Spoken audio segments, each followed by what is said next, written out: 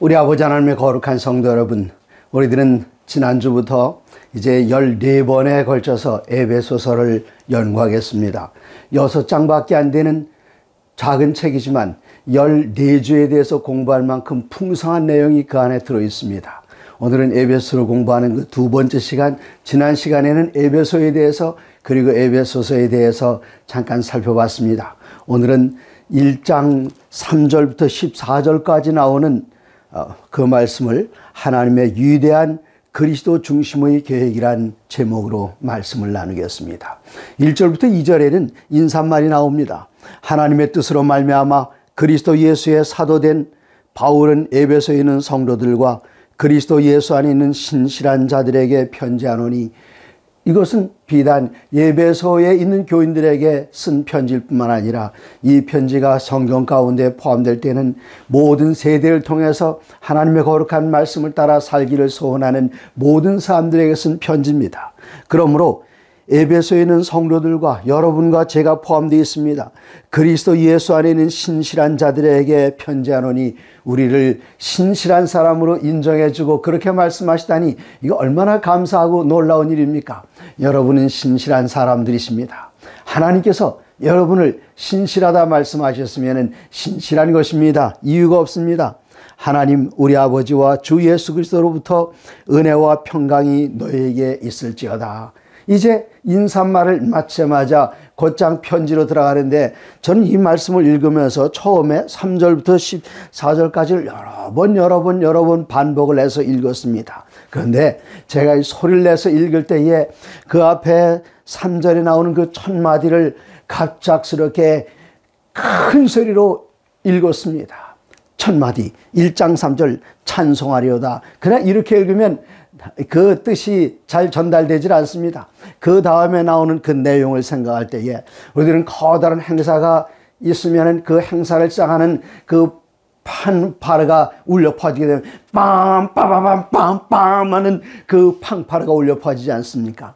여기 나오는 첫 번째 그 말씀이 팡파르 울려대는 것 같습니다. 1장 3절 찬송하리로다 이렇게 크게 울리면서 그 다음에 말이 나오는데, 이어서 14절 날에는 영광의 찬송이란 단어가 3번 나옵니다. 이것을 어쩌면 세 부분으로 나눌 수 있겠습니다. 찬송하리로다, 영광의 찬송, 영광의 찬송, 영광의 찬송 3번 나오는데, 그 앞에 하나님께서 우리를 위하여 계획하신 일, 그리고 그리스도 예수 안에서 이루신 그 일들을 이야기하면서 사도 바울은 그 첫 마디가 찬송하리로다. 커다란 행사 앞에 그 커다란 트럼펫을 불면서 북을 울리면서 팡파를 울리는 것처럼 에베소를 그렇게 시작하고 있습니다. 하나님 곧 우리 주 예수 그리스도의 아버지께서 그리스도 안에서, 이 그리스도 안에서란 말이 처음 나오는데, 에베소서의 한글 성경에 보면은 안에서라는 단어가 42번 나옵니다. 그 42번 나오는 가운데 1장에서만 15번이 나옵니다. 근데 그 1장 가운데서 3절부터 14절까지 오늘 우리가 공부하는 그 안에 11번씩이나 그리스도 예수 안에서, 사랑 안에서, 그 안에서, 이런 안에서가 계속됩니다. 우리 주님을 벗어날 수 없고 하나님의 사랑을 벗어날 수 없는 그 안에서 이 모든 역사가 이루어지는데, 우리 주 예수 그리스도의 아버지께서 그리스도 안에서, 우리 주 예수 그리스도의 아버지께서 그렇게 이야기하십니다. 갑작스럽게 그리스도 예수의 아버지라 그렇게 말씀하시는데, 예수님께서는 본래 하나님이십니다. 이사야서 9장 6절에 보면은 이르시기를 그는 영존하신 아버지라, 전능하신 하나님이라, 평강의 왕이라 그렇게 말씀하시는데, 그 예수님께서 우리를 위하여 아기가 되셨고 그리고 아들이 되셨습니다. 언제부터 예수님께서는 아들이 되셨을까요? 에베소를 기록한 사도 바울은 로마서를 기록하면서 예수님께서 언제부터 아들이 되셨는지에 대해서 분명한 시점을 이야기합니다. 제가 교우님들에게 질문하면 예수님 침례 받으실 때 이는 내 사랑하는 아들이요 내 기뻐하는 자라, 그때부터 아들이 되었다 그렇게 이야기하시는데 틀리지 않습니다. 그때부터는 상징적인 아들이 되었지만 실제적으로 아들이 되신 것은 1장 4절, 로마서 1장 4절에 기록하기를 성결의 영으로는 죽은 자들 가운데서 부활하사 능력으로 하나님의 아들로 선포되셨으니 곧 주 우리 주 예수 그리스도인지라. 예수님께서는 언제 하나님의 아들로 선포되셨는가? 예수님께서 선포되신 것은 부활하신 다음입니다. 부활은 무엇을 전제로 하는가? 죽음을 전제로 합니다.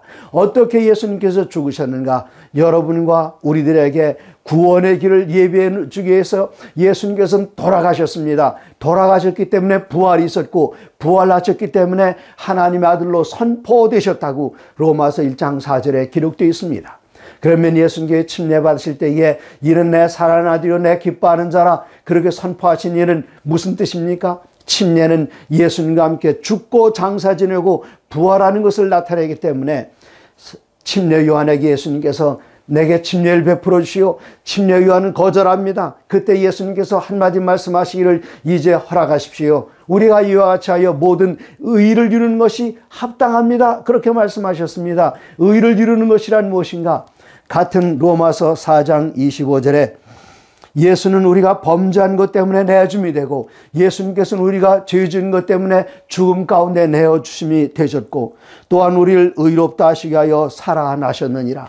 우리의 의로움은 예수님께서 부활하셨기 때문에 의로움이 이루어졌지, 예수님께서 부활하지 않으셨다면 우리들에게 의를 주실 수 있는 구원의 주가 되지 못하셨을 것입니다. 그래서 예수님께서는 우리의 모든 죄 때문에 죽음 가운데 내어줌이 되셨고 우리를 의롭다 하시며 부활하셨습니다. 예수님께서 부활하셨기 때문에 예수님께서는 하나님의 아들이 되셨습니다. 침례는 예수님의 부활을 나타내기 때문에 침례받고 물에서 올라오실 때 이는 내 사랑하는 아들이요 상징적으로 말씀하셨고, 예수님께서 실제로 부활하셨을 때에 예수님께서는 하나님의 아들로 인정되셨습니다. 하늘에 속한 그리스도 예수 안에서 하늘에 속한 모든 신령한 복을 우리에게 주시되 곧 창세 전에 그리스도 안에서 우리를 택하사, 우리를 하나님께서 언제 선택하셨는가? 우리가 예수 믿기로 작정할 때 선택 아닙니다. 우리가 어머니 뱃속에 태어날 때 아닙니다. 언제부터 우리를 선택하셨는가 하면은 아담과 하와를 만드시기 이전부터, 창세 이전이라고 그랬으면은 아담과 하와가 태어나기 전입니다. 그 이전부터 권정행이란 이름은 하나님 마음 가운데 이미 있었습니다. 제가 아버지 어머니로부터 그 몸에서 태어난 그 다음에 하나님께서 기억하신 것이 아니라, 아담 안에서 기억하신 것이 아니라 아담이 태어나기 이전부터 하나님께서는 온 세상에 살게 되는 모든 사람들을 그 머릿속에 넣으시고 그들을 다 예정하시고 그들을 선택해 놓으셨습니다. 말씀하시길 우리로 사랑 안에서 그 앞에 거룩하고 흠이 없게 하시려고 그 기쁘신 뜻대로 우리를 예정하사 예수 그리스도로 말미암아 자기의 아들들이 되게 하셨으니, 우리가 하나님의 아들 된 것 예수 그리스도 안에서 우리가 예수님을 믿을 때에 예수님께서 하나님의 아들이 되셨습니다. 예수님께서 부활하셔서 하나님의 아들이 되셨습니다.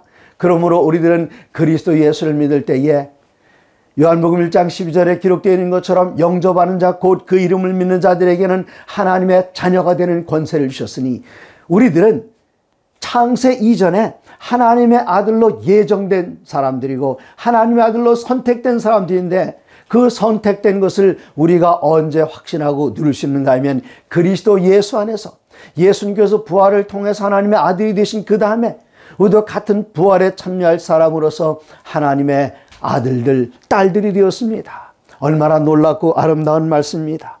바로 이것은 하나님의 기쁘신 뜻대로 하나님께서 저를 창세 이전에 너는 내 아들로 삼았다 선택해 주신 그것이 하나님의 기쁘신 뜻이었다 말씀하십니다. 정말 감사합니다. 그래서 이 이야기를 할 때에 사도 바울은 마음 가운데 너무나도 벅차서 첫 마디가 찬송하리로다 그렇게 외쳤던 것입니다. 6절에 이는 그가 사랑하신 자 안에서 우리에게 거저 주시는 바 그의 은혜의 영광을 찬송하게 하려는 것이라. 여기 찬송이 앞에 찬송하리로다 하고 찬송이 3번 나오는데 여기 첫 번째 찬송입니다. 그 은혜의 영광을 찬송하게 하려는 것이라. 하나님께서 우리들을 하나님의 아들로 삼으신 것, 우리가 무슨 일을 잘해서 하나님께 무슨 공을 세워서 그렇게 한 것이 아니라 하나님의 은혜 안에서 이루어졌기 때문에 그 은혜를 인하여 영광의 찬송을 부르겠다 말씀하셨습니다. 7절입니다. 우리는 그리스도 안에서, 여기 또 다시 안에서가 나옵니다. 안에서 계속 나옵니다. 네, 그 앞에는 우리로 하나님의 사랑 안에서 그렇게 이야기했는데, 여기 그리스도 안에서 그의 은혜의 풍성함을 따라 그의 피로 말미암아 속량 곧 죄 사함을 받았느니라. 속량이란 말은 구원해내는 것인데, 어떻게 구원해내는 것인가? 이것은 값을 주고 구원해내는 것입니다.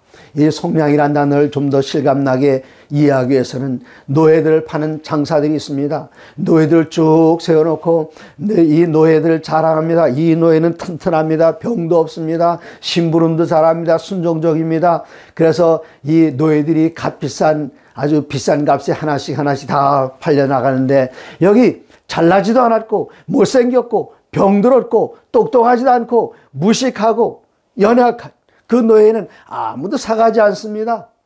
그런데 한 사람이 나타나서 그 사람을 사겠다고 하니까 참 정신없는 사람 다 있다. 노예를 파는 그 주인이 그렇게 생각했습니다. 아니, 이거 데려다가 어디다 쓰려고? 네? 데려다가 일시키는커녕 이 노예를 위해서 자기가 섬겨야겠네. 맞습니다. 이 노예를 섬기기 위해서 새로운 주인이 나타나서 그 노예를 샀습니다. 얼마를 주고 샀는가? 이제까지 팔렸던 모든 노예들, 그 예쁘게 생긴 그 예쁘장한 아가씨 노예를 파는 것보다 더 비싸게 팔았습니다. 그리고 건장해서 일을 잘할 것 같은 그 노예를 파는 것보다 더 비싼 값을 주고, 정말 어리석게도 이거 도무지 이해가 가질 않아요. 이거 제대로 일도 못 시키고 못생기기도 했고, 이걸 사람들 앞에 내놓을 수도 없고, 지질이 궁상에다가 이건 병까지 들어서 치료해야 되고, 그런데 그 노예를 사는데 가장 비싼 값을 주고 샀습니다. 그 이야기가 누구 이야기입니까? 우리 주님께서, 우리 아버지께서는 우리를 사기 위해서 그 전부터 우리를 창세부터 선택하시고 아들 보내셔서 저희들 다시 죄 가운데 노예가 되었던 우리들을 다시 사기 위해서, 우리가 아직 죄연되었을 때에 하나님께서는 아들을 우리에게 주심으로 아들을 팔아서 아들의 보혈로서 우리를 사셨습니다. 얼마나 놀라운 이야기입니까? 그런 표현을 여기에 속량이라 그랬습니다. 그 속량하는데 예수님께서는 그냥 어렵게 노동해 산 것이 아닙니다. 당신의 피로 사셨습니다. 당신의 피에 헌혈하듯 몇 방울 흘려서 사신 것이 아니라 십자가에서 당신의 모든 피를 다 쏟으시고, 당신의 눈물을 흘리시고, 당신의 땀을 흘리시고, 당신의 모든 것을 다 바쳐서 우리를 사셨는데, 우리가 이렇게 하나님께서 사서 아끼실 만한 그런 귀한 존재였습니까? 아닙니다. 전혀 그런 존재가 아닙니다. 그 전엔 우리가 노예 주인, 먼저 우리를 다스리던, 우리를 압제하던, 우리를 고통스럽게 하던, 우리를 죄의 노예 부르던 그 사단의 노예 가운데 빠져서 희망이 없었습니다. 그러나 우리 주님께서 당신의 보혈을 내놓으시고 우리를 사셨을 때 우리 주인이 바뀌었습니다. 옛날엔 죄의 종이었습니다. 이제는 주님의 종입니다. 의의 종입니다. 그러므로 옛날에 짓던 그 죄를 다시 반복한다면 옛날에 섬기던 그 주인의 일을 하고 있는 것입니다. 이제는 새로운 주인을 섬기게 되었으니 새로운 주인 안에서 새로운 주인께서 원하시는 대로 사는 것. 그러나 새로운 주인은 우리를 얼감해서 너는 꼭 이렇게만 해야 된다, 우리의 의지를 강요하지 않으십니다. 우리의 의지의 자유를 허락하시면서 당신의 사랑으로 순종하는 것, 그것을 원하십니다. 이제 우리가 옛날 악습에 속해 있던 것, 죄에 익숙했던 그 모든 것, 이것은 먼저 섬기던 사단에게 속한 것이고 사단이 시키는 일이니 여기에 모든 죄의 사슬을 완전히 끌어버리고 그리스도 예수의 보혈로 승리한 하나님의 백성들답게 이제는 더 이상 죄의 종이 아니요, 이제는 사단의 종이 아니요, 이제는 의의 종으로서 그리스도 예수의 종으로서, 그런데 아버지께서 우리를 종으로 사신 것이 아니라 하나님의 아들로 그리스도 예수의 피로 사셔서 하나님 그리스도 예수 안에서 우리를 아들 삼으시고 자유스럽게 해주셨으니 이제는 다시 옛날에 배웠던 종의 멍에를 매지 말고 죄를 과감하게 끊어버리고 새로운 주인, 새로운 아버지 예수님께서 하나님의 아들이신데 우리를 그의 아들들로 삼으셨으니 그럼 예수님하고 우리의 사이는 무슨 사이인가 하면은 예수님 우리의 큰 형님이 되시고 우리들은 예수님의 아우가 되었습니다. 얼마나 놀라운 일입니까? 이러한 모든 일들이 그리스도 예수 안에서 하나님 안에서 그리고 그의 사랑 안에서 이러한 모든 일들이 다 이루어졌습니다. 9절입니다. 그 뜻의 비밀을 우리에게 알게 하신 것이요 그의 기뻐하심을 따라 그리스도 안에서 때가 찬 경륜을 위하여 예정하신 것이니 하늘에 있는 것이나 땅에 있는 것이 다 그리스도 안에서 통일되게 하려 하심이라. 이 그리스도 예수 안에서 통일된다는 것, 이 통일을 영어 성경에 보니까 헤드업이라고 그렇게 번역을 했습니다. 여기에 통일된다는 이것을 가장 잘 이해하려면은 별이라는 단어를 아시면 좋겠습니다. 여러분 별이라는 단어 잘 들어보지 않으셨죠? 삼강 오륜할 때의 그 삼강이 석삼자에다 별이강자입니다. 그래서 첫 번째는 무엇인가 하면은 군위 신강, 임궁군 하위, 그 다음에 신하신 별이강입니다. 그 다음에는 부위자강, 네, 거긴 아버지 부자이고 그 다음에 아들 자자입니다. 끝에는 별이강자입니다. 그 다음에는 부위자강 다음에는 부위부강입니다. 앞에는 지아비 부자, 뒤에는 지엄이 부자입니다. 제가 이 지엄이 부자는 이야기하고 싶지 않고요. 거기 위에 두 개만 이야기한다면은 한 임금이 군위 신강이란 무슨 뜻인가 하면 신하들이 여러 있습니다. 그런데 여기 별이란 무엇인가 하면은 그물이 있는데 그물을 쫙 펼쳐서 바다에 던집니다. 바다에 던질 때에 그물을 쫙 펼쳤으니 그물을 이렇게 한꺼번에 당기는 것이 아니라 그 그물 한 끝에 있는 밧줄이 있어요.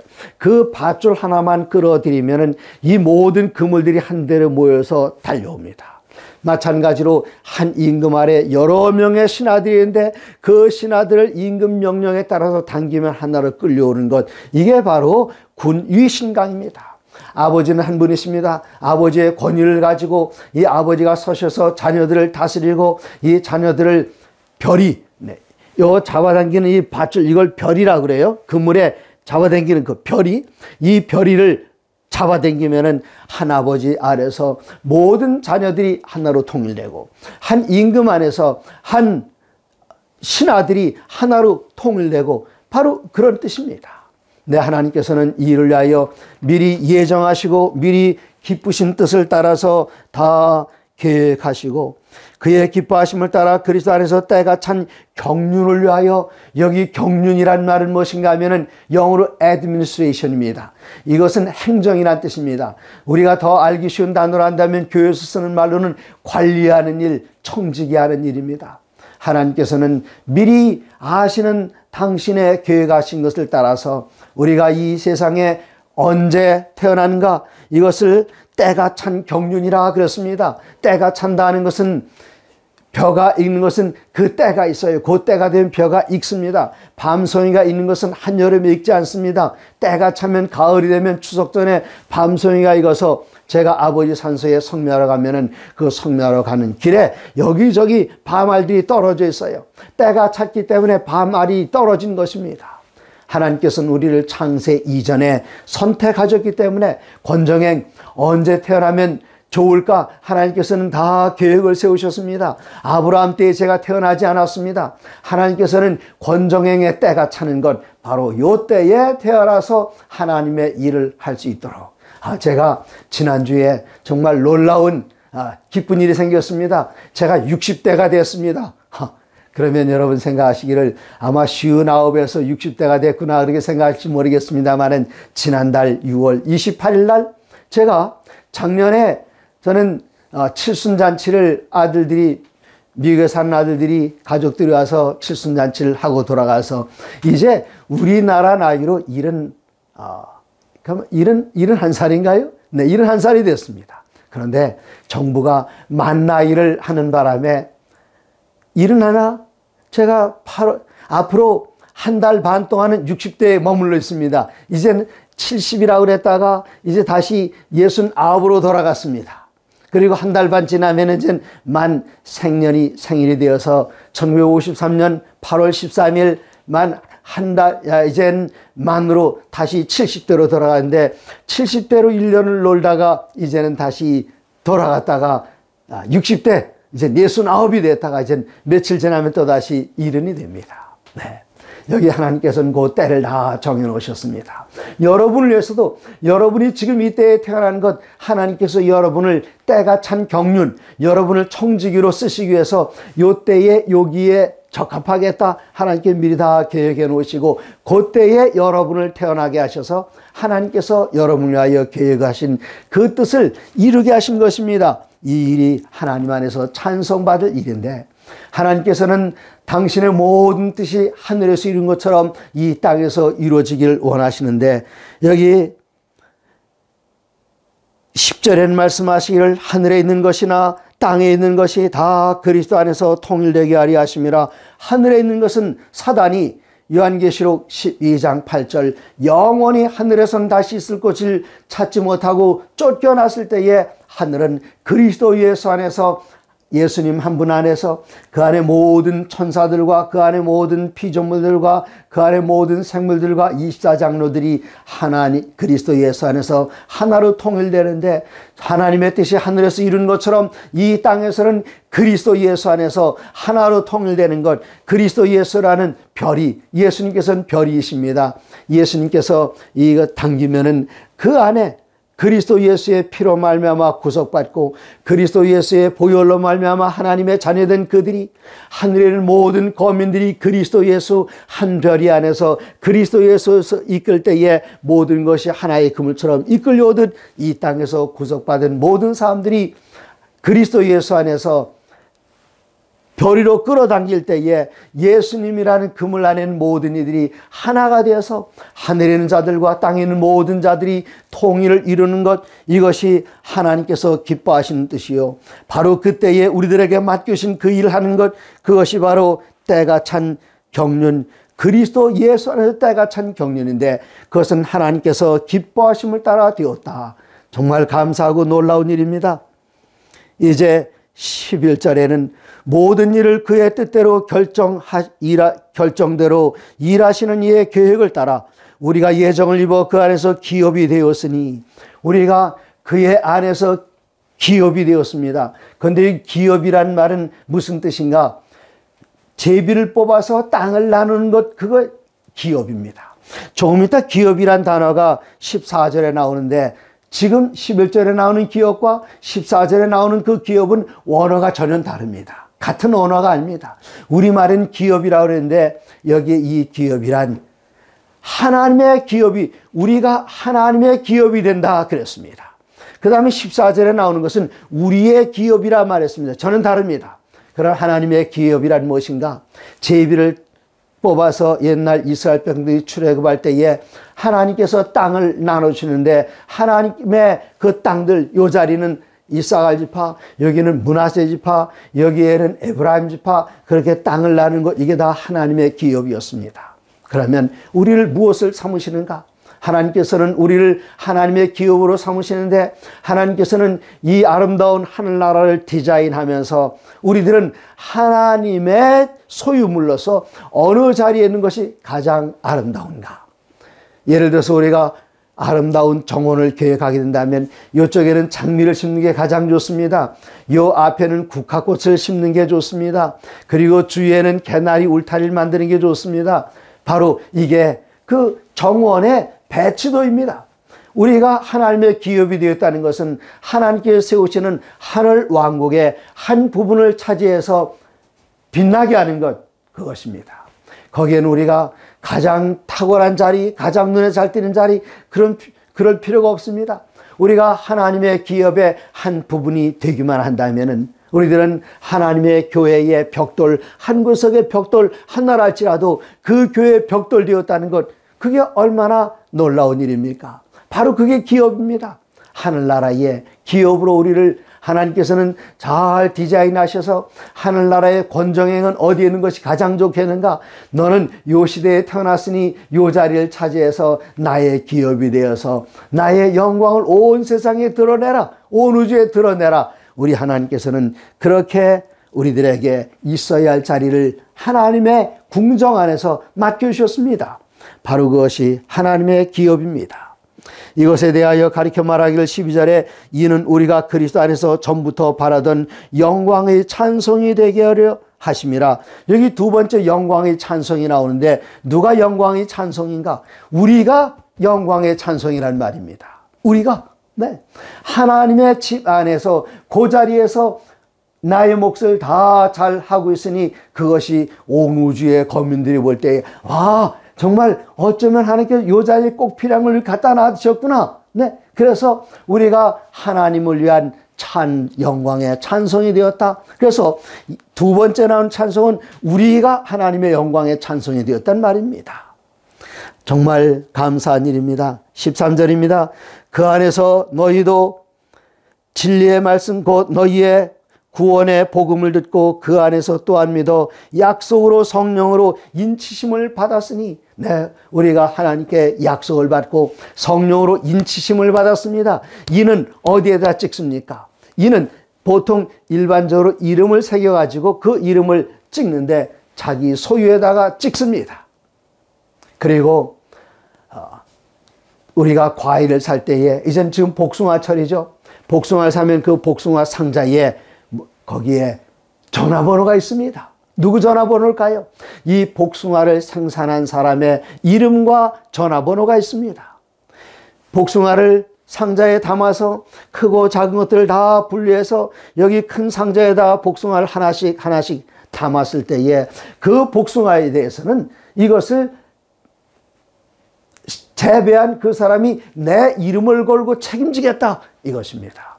그리고 이것은 상품으로 출하해서 사람들에게 비싼 값에 살릴 수 있도록 내가 보증한다 하는 것, 그게 바로 일입니다.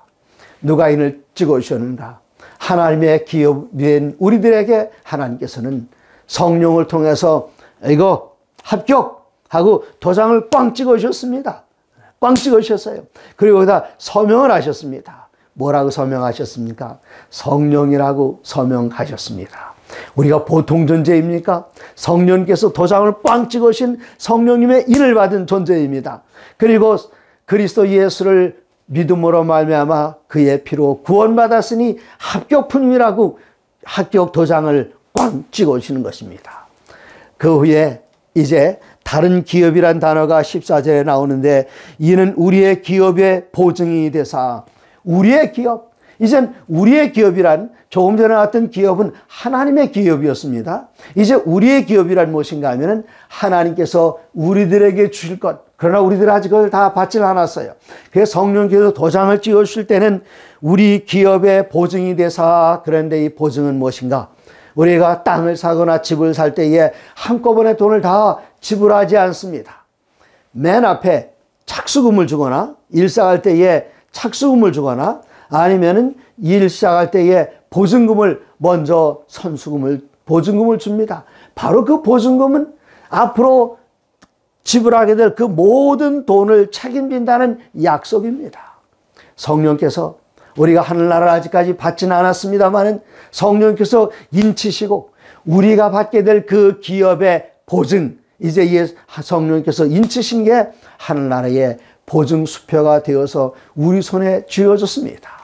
그러므로 우리들의 입속에서는 그 얻으신 것을 속량하시고 그의 영광을 찬송하게 하려 하심이라. 이제 그의 영광을 누가 찬송하는가? 여기에 처음에는 찬송하리로다 그 위에 세 번의 찬송이 나오는데 이젠 마지막 찬송입니다. 하나님께서 우리들을 왜 지으셨는가?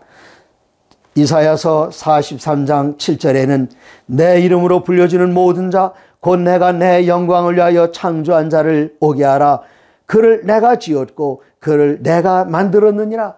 하나님께서 우리를 처음부터 지으실 때에 하나님의 영광을 드러내는 존재로 하나님께서는 지으셨습니다. 그리스도 예수께서 이 세상에 있는 모든 인류를 위해 돌아가셨습니다. 십자가에 있는 강도, 오른편 강도뿐만 아니라 왼편 강도, 모든 강도를 위해서 이 세상에 있는 모든 살인한 사람들, 간음한 사람들, 도적질한 사람들, 사기꾼들, 이런 모든 사람들 위하여 다 돌아가셨습니다. 그런데 어떤 이들은 그리스도 예수를 거절합니다. 우리 주님의 피가 그냥 허지로 땅에 떨어졌습니다. 그러나 여러분과 저는 어떻습니까? 그리스도 예수의 보혈을 붙들었어요. 오라 우리가 서로 변론하자. 너의 죄가 주홍같이 붉고 진홍같이 붉을지라도 네 죄보다 더 붉은 나의 보혈을 내가 영접하기만 하면 너의 모든 죄를 다 덮어 도말해주겠다 할 때에 주님 믿습니다. 그 보혈을 받아들였을 때에 하나님께서 우리가 자랑스러우신 겁니다. 그래서 하늘의 모든 거민들과 천사들 앞에서 구원받은 우리가 하나님의 영광이 되는 것입니다.